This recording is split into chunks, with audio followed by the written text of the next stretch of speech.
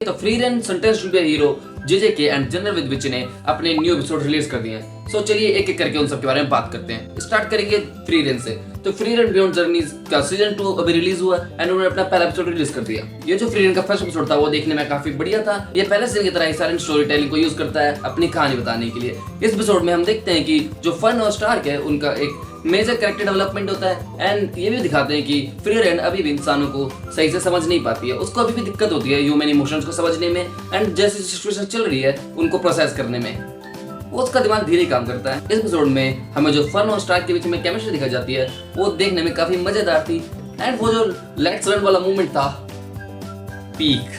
ये एपिसोड में हमें एक स्पेशल स्टोन के बारे में बताया जाता है जिसके 3 मीटर के रेडियस में रहने पे तुम अपना मैजिक यूज नहीं कर सकते। ये एपिसोड मेनली फोकस करता है कि स्टार्क की उनकी पार्टी में अहमियत क्या है एंड इस एपिसोड की बेस्ट बात ये फ्री रन वाला सीन। बट क्या है, आगे बढ़ो। इसके बाद जुत्सु काइसेन किलिंग गेम्स का एपिसोड नंबर 3।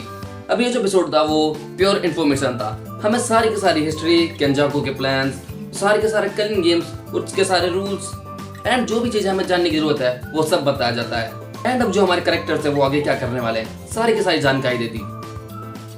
एंड तक इन्फॉर्मेशन ओवरलोड की वजह से आपका दिमाग फट ना जाए या फिर थोड़ा बोरिंग ना हो जाए, इसलिए उन्होंने मांगा से बहुत ज्यादा इंप्रूवमेंट कर दी। मांगा में ये सारे सीन्स सिर्फ नॉर्मल टॉक्स थे बट मापा वालों ने इतनी सारी इन्फॉर्मेशन को समझाने के लिए मापा वालों ने जो प्रेजेंटेशन का तरीका चुना है उसके लिए जो लोगों ने एनिमेशन करी है इतने सारे टैब्स एंड चार्ट दिखा के हमें उससे समझना काफी आसान हो जाता है एंड उससे जो एपिसोड में इंटरेस्ट है वो भी बना रहता है। मापा वालों के इस इनिशिएटिव ने बहुत सारे लोगों का दिमाग बचा लिया क्योंकि वरना वो इन्फॉर्मेशन ओवरलोड से 110% फट जाता।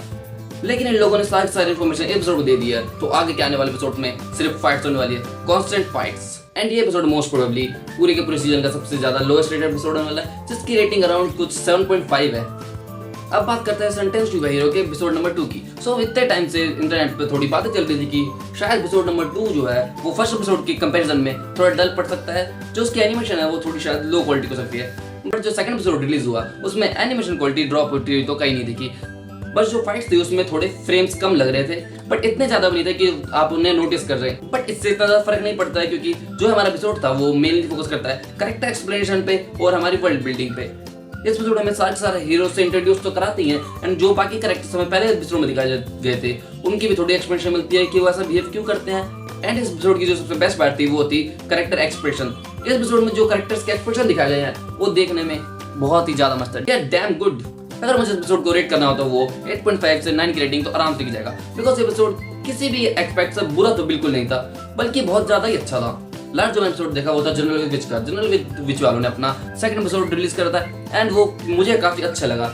इस एपिसोड में हम अपने जो कैरेक्टर्स हैं उन सबको और अच्छे से एक्सप्लोर करते हैं एंड 2 और नए कैरेक्टर्स वो इंट्रोड्यूस होते हैं। ऐसे कैरेक्टर का हमें पता चलता है कि वो सिर्फ ऊपर से ठीक लग रही है बट अंदर ही अंदर उसको थोड़ा बहुत डिप्रेशन है अपने पेरेंट्स की डेथ का एंड उसकी वजह से वो बहुत सारी जो पास्ट मेमोरीज हैं वो भूलती जा रही है। उसकी जो मेमोरीज हैं वो बहुत सारी ब्लर होती जा रही हैं। उसका जो अकेलेपन से स्ट्रगल है वो रियल है एंड आशा पूरे दिन सोती रहती है बिकॉज उसको कुछ तो ट्रॉमा हुआ ही अपने पेरेंट्स की मौत के बाद। आशा के साथ साथ हमें माकियो के कैरेक्टर्स के बारे में भी बहुत सारी चीजें पता चलती है एपिसोड में। उसकी जो बेस्ट फ्रेंड है और उसका जो एक्स है उसके बारे में बहुत सी पता चलती है। माकियो का कैरेक्टर भी हमें बहुत अच्छे से एक्सप्लोर हुआ दिखता है। अगर ओवरऑल बात करें तो मुझे एपिसोड बहुत ज्यादा पसंद आया बिकॉज इस एनिमे की जो वाइब है वो मुझे कहीं सही में बहुत अच्छी लगती है। अगर इन चारों एनिमेज के एपिसोड को रैंक करना हो तो मैं बोलूंगा कि फ्री रन का जो एपिसोड आया था वो बेस्ट था। उसके बाद मेरे को लगा वो जनरल विद विच, उसके बाद JJK and sentence to be hero.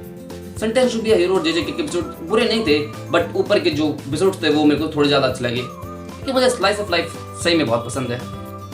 आज के लिए इतना ही, चलते हैं, बाय बाय।